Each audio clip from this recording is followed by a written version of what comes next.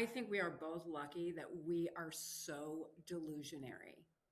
Like we never Still, thought, I still. mean, still we are, still we are. No, I think we were so lucky. We were not rewriting a narrative. We were just like, "Ah, we can do it all. Our kids will be perfect. Our business will scale. We'll sell for zillions. I don't know how we both like, I think it's because we both came from entrepreneurial families. I honestly, I really don't know why, but that is the one we have that so much in common. And I think the strength of that, because I am working with someone who is way smarter than either of us ever were at her age, and she will defeat herself with her overthinking, is that we somehow just got out of the overthinking mode when it came to building a business. We just sort of we always thought, if not us, then who? Competitors would come up, and she would like do some research, and we would be like, they look really smart, and I'd be like, no, we're smarter. I mean, for no reason. We had no reason to have that belief set. We didn't, but we both did. And honestly, that whatever that delusion is, I think it helped get us forward in those really dark days. And I also think we had each other. So if I went down a hole, she would pick me up and vice versa. And I think that really is the power of either partnership or a really strong kitchen cabinet. We just wouldn't let each other go down into that deep hole of, oh God, maybe we can't do this. Or maybe Sam's going to be in jail. I mean, we were able to help each other so strongly with that. Sam is not in jail. He's like a super successful guy, not my oldest. But sorry, Sam. Um, there were moments. But I think we had the benefit of that. And so we have a full chapter and like really specifics on building a kitchen cabinet. And we have three types of people that need to be in your kitchen cabinet. One of them is a cheerleader. And so we happen to use each other, and we're each other's biggest cheerleaders. But we also had a built out cabinet of women who just would not let us doubt ourselves. And there's some real power in there because I am prone to imposter syndrome. My lovely partner Victoria never is. So we did have smatterings where we felt it, and then we just deluded ourselves and moved on.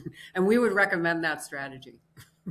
It is really hard too. Like again, all the things that Beth said, but it is really hard. I just went blindly. Exactly what Beth said. I don't have imposter syndrome. I just always think it's going to work and I'm always going to do it. And to the point where like, I think lately Beth has been like, okay, Victoria, it's not necessarily going to work. And I was like, yeah, it is. It's going to be fine. Don't you worry. Like it is going to be fine.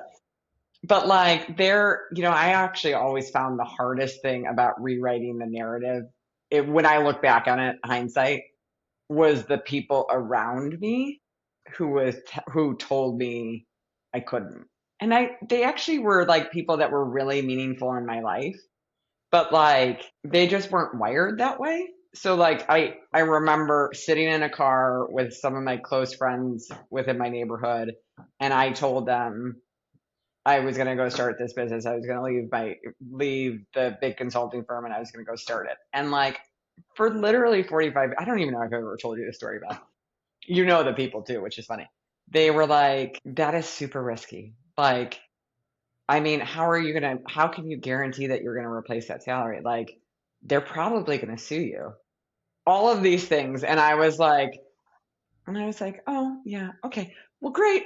Fun night. Gotta go. And like, I got out and like, a couple weeks later, I started the business. Like, and, these are still my friends. And they're like, wow, if like you would have listened to us, things would have been very different. And I was like, yeah, because it's just like, you kind of have to find this strength of self to overcome those outside voices. Because I think those outside voices, while I don't have imposter syndrome, those outside voices are really problematic to me sometimes. To be able to take what they're saying, know that I don't disagree with it, but not internalize it is really hard. And so that again, now you go full circle back to what Beth said, that kitchen cabinet, like the core of my kitchen cabinet was Beth. I mean, she was my everything throughout my career and like even how that evolved.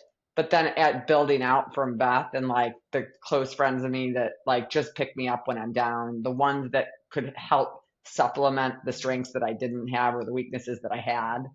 all of those pieces is what kind of allowed me to slowly over time, rewrite the narrative, which we didn't call it back then. Now we're just so smart with that 2020 hindsight.